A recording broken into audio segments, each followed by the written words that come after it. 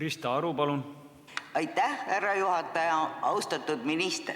Te olete teinud siin nüüd viiteid minevikku ja tulevikku ja näidanud Vene luure aktiivset tegevust meil. Minu küsimus on, mis siis ikkagi sünnib nüüd detsembris 2015? Te nimetasite ühe sellise tähtaja ja seda seoses poliitilise reklaami analüüsiga. Mis asi see on ja milline on lähteülesanne? Miks seda vaja on? Aitäh!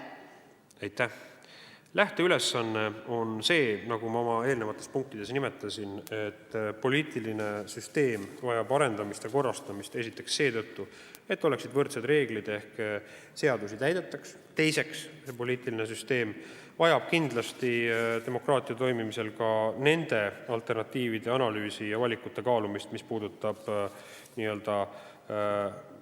valimiskampaaniate rahalise mõju vähendamist poliitilises konkurentsis.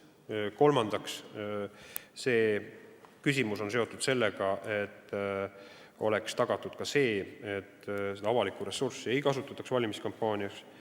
Ja neljandaks, nende ettepanekute pinnalt on võimalik langetada ka valikud, mis puudutab riigieelarvest eraldatavat raha võimalikku muutust kui ka selle süsteemi ümberehitamist. Siin on kõlanud, tegelikult ka petitsioon paneb ette üsna põhimõttelise muudatuse, et suurendada siis motiveerida jõuliselt eraannetusi erakondi hankima.